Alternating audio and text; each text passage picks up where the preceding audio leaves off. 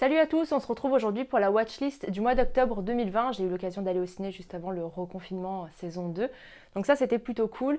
Je commence tout de suite donc avec les films que j'ai vus en salle. En premier j'ai vu Peninsula, j'y suis allée sans grande conviction. Pourtant j'avais adoré le film Dernier train pour Busan. Je trouvais que c'était un film vraiment original, pourtant je suis pas une grande fan du cinéma d'horreur asiatique. Mais Peninsula je le sentais mal parce que j'avais pas du tout apprécié la bande-annonce. Je trouvais que c'était beaucoup trop action, rapide, un petit peu n'importe quoi.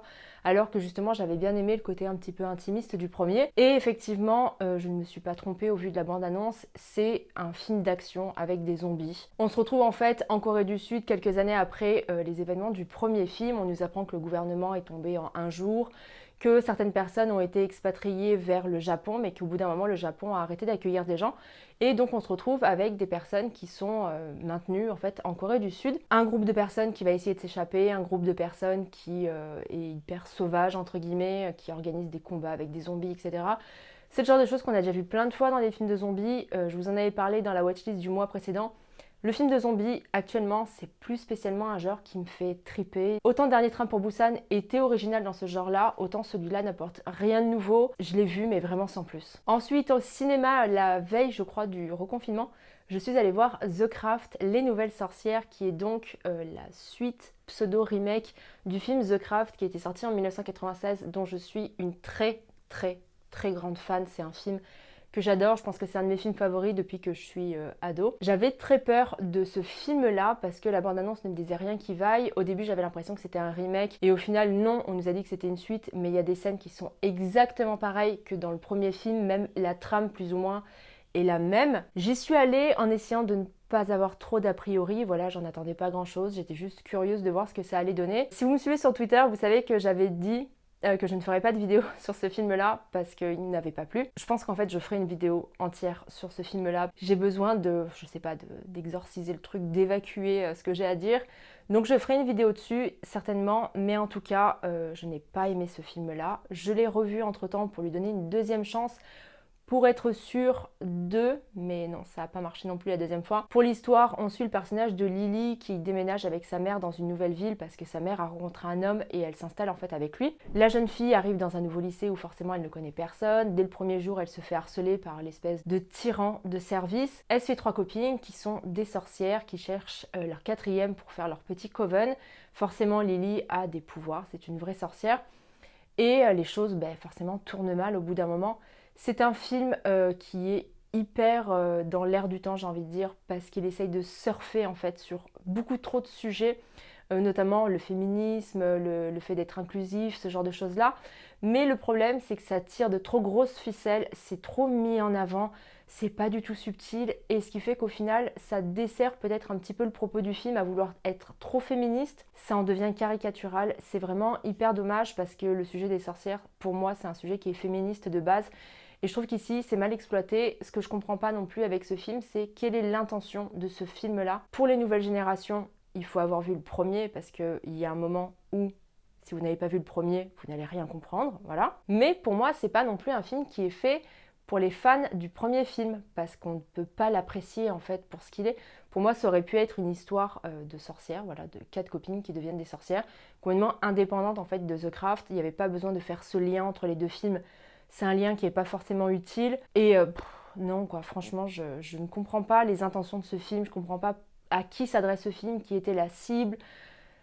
C'est voilà, mais j'en reparlerai bientôt en vidéo. Pour le cinéma, c'est tout. À la maison, j'ai vu quand même pas mal de films. En premier, j'ai vu le film Vampire vs The Bronx qui est disponible sur Netflix. C'est un film comédie horrifique qui est destiné aux ados. C'est une bonne comédie horrifique tout simplement, c'est divertissant, ça fait le job. Donc moi j'ai passé un bon moment en le regardant. On va suivre une bande de gamins qui habitent dans le Bronx, donc qui est un quartier quand même assez défavorisé. Ils vont se rendre compte que plein de bâtiments, plein de maisons, plein de boutiques qui étaient à l'abandon sont rachetés par un groupe immobilier. Tout de suite, ils trouvent les personnes de ce groupe immobilier un petit peu suspectes et en fait, ils vont rapidement se douter que ce sont des vampires qui décident d'envahir le quartier. Le postulat de départ est assez original, voilà, c'est un petit peu what the fuck, mais sincèrement, c'est un très bon film. Si vous avez vraiment envie de vous divertir et de rigoler, je vous conseille vraiment de le regarder. Ensuite, sur Netflix encore, j'ai regardé le film Hubie Halloween.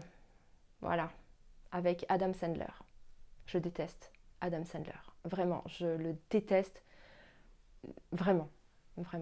C'est un acteur que je trouve très mauvais.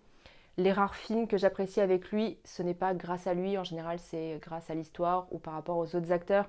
Je pense notamment aux 2 films qu'il a fait avec Drew Barrymore, qui est une actrice que j'aime beaucoup. J'aime ces 2 films-là, mais c'est pas grâce à lui. Donc je me suis quand même lancée dans ce film-là en ayant un gros a priori. Et c'était encore pire que ce que j'imaginais. Donc Hubie Halloween, c'est une soi-disant comédie horrifique. En fait, c'est une comédie, c'est pas horrifique, c'est juste que ça se passe le soir d'Halloween. On suit le personnage donc de Hubie, qui est un petit peu l'idiot du village, qui habite à Salem, qui est ultra fan d'Halloween, qui attend ça tous les ans. Il se sent investi d'une mission quand c'est Halloween, il protège ses voisins, etc. Et en fait, je ne sais même plus exactement ce qui se passe, mais voilà, il y a des méchants, etc. C'est nul, c'est très mauvais, c'est censé être une comédie. Je n'ai pas rigolé une seule fois.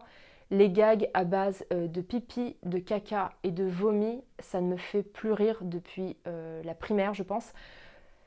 J'ai passé un très mauvais moment en le regardant. Donc forcément, je ne vous le conseille pas, sauf si peut-être vous êtes hyper fan d'Adam Sandler.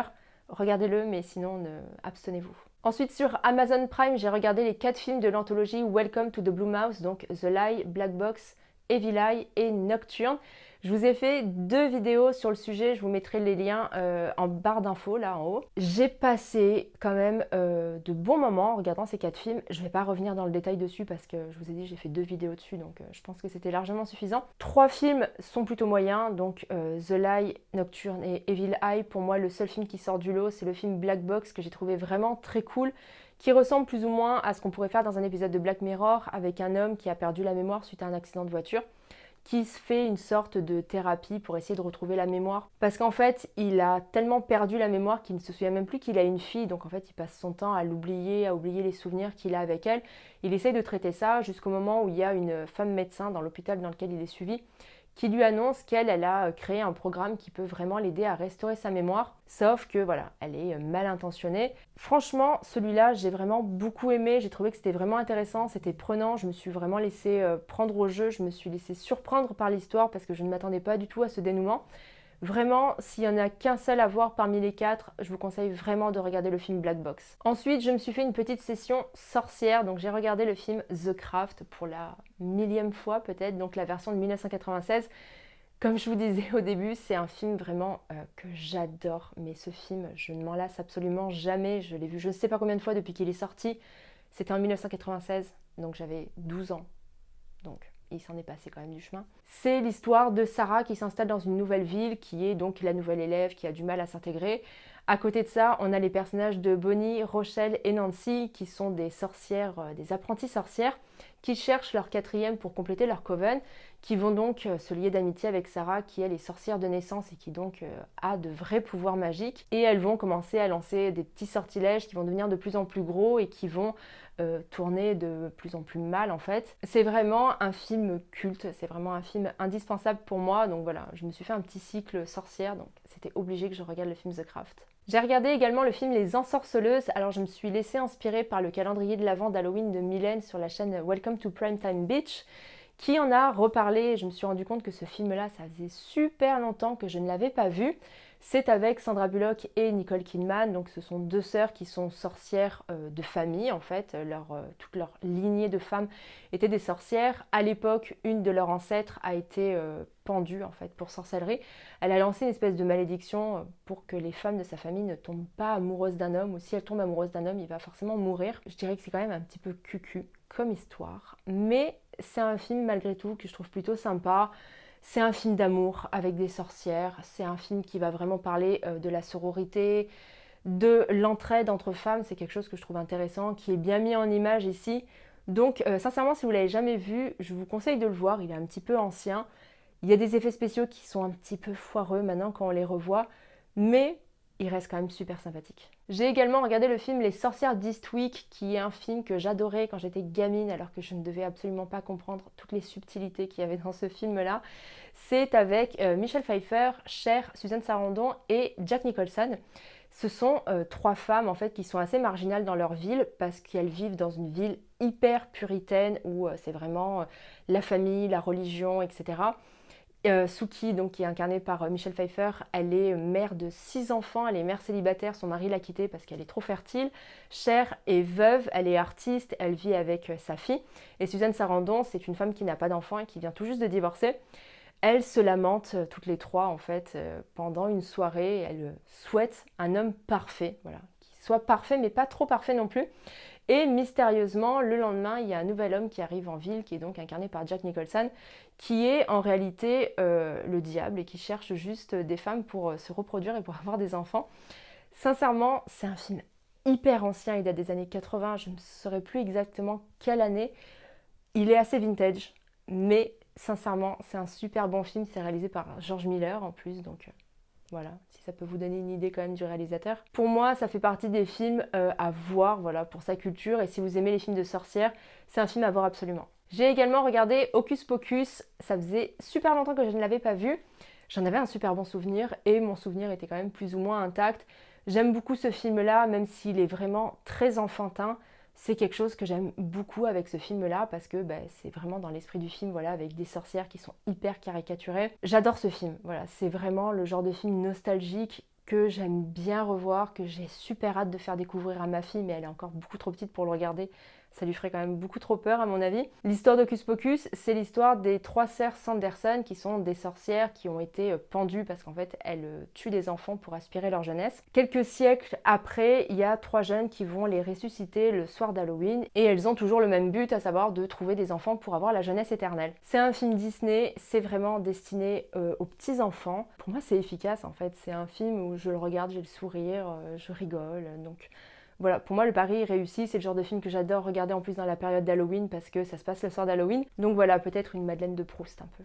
Pour finir mon cycle sorcière, j'ai regardé le film Sorcière, donc l'ancienne version qui date de 1990 avec Anjelica Huston. C'est inspiré du roman de Roald Dahl qui s'appelle Sacrée sorcière. C'est un film qui est très daté, par contre les effets spéciaux sont quand même assez moches avec le recul quand on les voit. Mais ceci dit, c'est pareil en fait, c'est un film que j'adorais quand j'étais gamine, donc que j'aime, voilà, que j'affectionne particulièrement. Même s'il a des défauts, je ne les vois pas vraiment. Je me laisse prendre à l'histoire, tout simplement. On suit un petit gamin qui part en vacances avec sa grand-mère dans un grand hôtel, sauf qu'à ce moment-là, il y a une convention de sorcières qui élabore un nouveau plan pour tuer, faire disparaître tous les enfants parce que les sorcières détestent les enfants. Donc elles ont leur suprême qui a inventé une sorte de potion magique qui transforme les enfants en souris. Donc c'est beaucoup plus facile de se débarrasser des souris que des enfants. Et ce petit gamin avec sa grand-mère va donc essayer de déjouer les plans diaboliques de ces fameuses sorcières. Comme je vous disais, il est assez daté, ça, voilà, il y a des effets spéciaux qui sont franchement moches. Mais ceci dit, Anjelica Huston dedans, elle est tellement belle, elle est tellement parfaite, c'est vraiment l'incarnation de la sorcière que j'adore avec des tenues mais absolument magnifiques, des énormes bijoux avec des pierres, elle est tellement classe, elle a tellement de charisme, de prestance, je suis fan de cette actrice et dans ce film je la trouve vraiment fabuleuse. Et je n'ai pas encore vu le remake de Sorcière, donc qui s'appelle Sacrée sorcière pour le coup, avec Anna Thaoué. J'ai hâte de le voir, même si j'en attends franchement pas grand chose. La bande-annonce ne me convainc pas trop. J'ai eu que des mauvais retours en plus dessus, mais je pense que je le verrai bientôt et que je vous en parlerai du coup dans la watchlist de novembre. Ensuite, sur Shadows, j'ai regardé le film Depraved. C'est leur dernière exclusivité. C'est une revisite du mythe de Frankenstein que j'ai beaucoup aimé. Franchement, je ne savais pas du tout à quoi m'attendre en regardant ce film-là. Et j'ai été assez surprise. C'est une histoire que j'aime beaucoup, moi, l'histoire de Frankenstein, d'ailleurs, si vous le voyez. Voilà.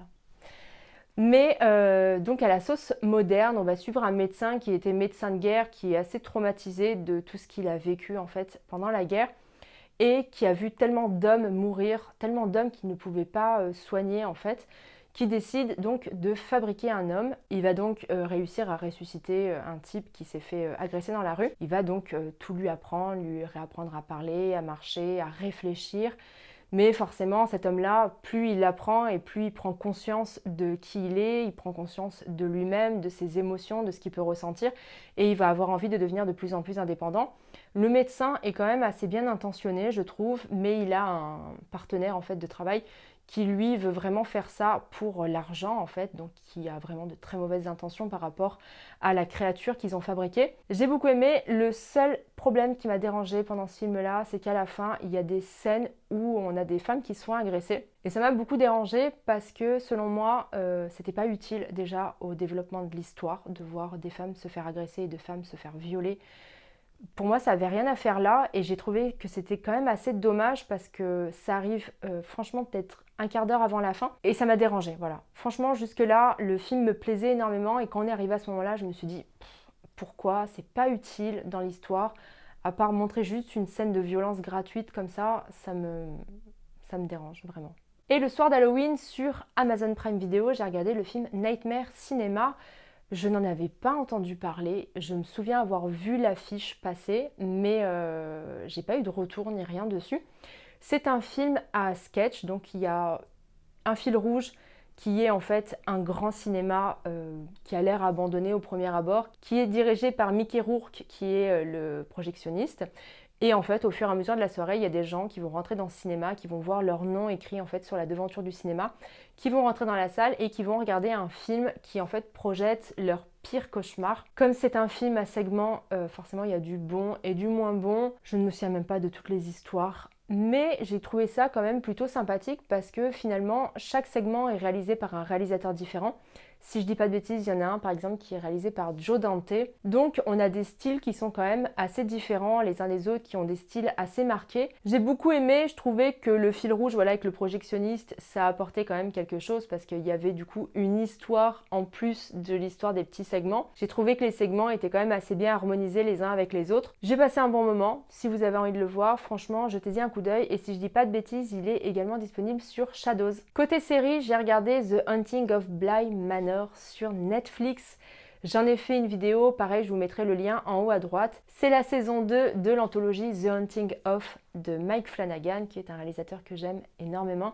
J'avais adoré la saison 1. Cette saison est absolument magnifique. L'histoire me bouleverse. La saison 2, j'ai eu quand même un peu moins d'émotion que dans la saison 1. J'ai bien aimé l'histoire, j'ai bien aimé les personnages, mais il m'a manqué un truc. Il m'a manqué un truc que je n'ai pas retrouvé en fait par rapport à la saison 1 et c'est dommage. En fait, la saison 1, dès le début, j'étais complètement captivée dans l'histoire, j'étais complètement intriguée par ces personnages, j'avais envie de comprendre ce qui s'était passé, pourquoi ça s'était passé, comment ça s'était passé. Que là, on met quand même pas mal de temps avant de rentrer dans l'histoire, de découvrir tous les arcs narratifs de tous les personnages, que toutes les pièces du puzzle se mettent en place. C'est quand même assez long, donc je pense qu'il y a pas mal de personnes qui peuvent décrocher au bout de peut-être 4-5 épisodes, quelque chose comme ça. C'est à partir du 5e que ça va vraiment lancer l'histoire. Pour l'histoire, on suit le personnage de Dani, qui est une institutrice américaine qui s'expatrie en Angleterre pour fuir son passé. Elle répond à une annonce pour être jeune fille au pair. Et une fois arrivée sur place, forcément, le manoir dans lequel elle habite est hanté. Donc, comme pour la saison 1, c'est une histoire de famille, d'amour, de fantômes, tout ce genre de choses-là. C'est quelque chose que j'aime beaucoup, c'est inspiré de l'œuvre de Henry James. Beaucoup de gens qui parlent uniquement du Tour d'écrou, mais ce n'est pas juste une adaptation du Tour d'écrou d'Henry James, c'est une adaptation de au moins 3 ou 4 romans de l'auteur. Mais de mon côté, je peux que vous conseiller de la regarder, de lui donner sa chance. Si vous avez arrêté avant la fin, franchement, recommencez la série, mettez-vous dans l'ambiance et faites-moi confiance, allez jusqu'à la fin, vous allez quand même passer un très bon moment. Et en plus de ça, vous allez à tous les coups avoir envie de remater la saison une deuxième fois. Et côté livre, j'ai enfin fini Dr. Sleep de Stephen King. Je ne sais plus quand est-ce que je l'avais commencé, je pense que c'était au mois de mars. J'ai la très mauvaise manie d'entamer en fait plusieurs livres, je lis toujours 2-3 livres en même temps. Donc ce qui fait que je mets parfois énormément de temps à les finir. J'ai beaucoup aimé, vraiment. J'ai adoré le film Dr. Sleep en fait qui a été sorti en 2019, qui a été réalisé par Mike Flanagan. J'adore le film Shining. Par contre, j'ai eu beaucoup de mal à lire le livre Shining à l'époque parce qu'en fait, j'aime tellement le film et le livre est tellement différent que, je sais pas, j'ai toujours eu du mal à me plonger dans l'histoire du livre, mais bon, je l'avais lu malgré tout. Ici, donc, c'est la suite du livre, donc il y a quand même pas mal de différences entre le film et le livre Dr. Sleep, parce que déjà, la fin de Shining est différente dans le film et dans le livre. Est-ce que vous me suivez? Mais en tout cas, je trouve que dans l'ensemble, Dr. Sleep, le film est une bonne adaptation du roman. J'adore le personnage de Dani, j'adore le personnage d'Abra. J'adore cette histoire de méchant qui constitue le Nevray, le personnage de Rose Clack, je le trouve absolument génial. J'ai passé un super bon moment en lisant le bouquin, la fin je l'ai dévoré, je l'ai lu vraiment en quelques jours. Le dénouement du livre est différent de celui du film, donc du coup j'ai été pas mal surprise parce que je m'attendais pas du tout à cette fin-là, je m'attendais pas à ce destin-là pour certains personnages. Donc ça c'est plutôt cool parce que finalement je connaissais l'histoire mais je ne connaissais pas la fin. Donc c'était une bonne surprise, c'était une très bonne lecture. Si vous ne l'avez pas lu, je vous le conseille vivement. Et c'est tout pour ce mois d'octobre 2020. J'espère que je vous aurai donné envie de voir certains films, de regarder peut-être The Haunting of Bly Manor et de lire Dr. Sleep. Si cette vidéo vous a plu, comme d'habitude, n'hésitez pas à me laisser un petit pouce en l'air pour me le faire savoir et pour m'encourager dans mon travail, ça me fait toujours super plaisir. Si vous n'êtes pas encore abonné à la chaîne, c'est le moment de le faire et de cliquer sur la cloche pour activer les notifications et être prévenu à chaque nouvelle vidéo. En attendant, vous pouvez me retrouver sur tous mes réseaux sociaux. Je vous mets tous les liens dans la barre d'infos pour me retrouver sur Facebook, sur Twitter, sur Instagram. Si vous voulez me soutenir sur Utip, également le lien dans la barre d'infos. Et je vous dis à bientôt pour une prochaine vidéo. Salut!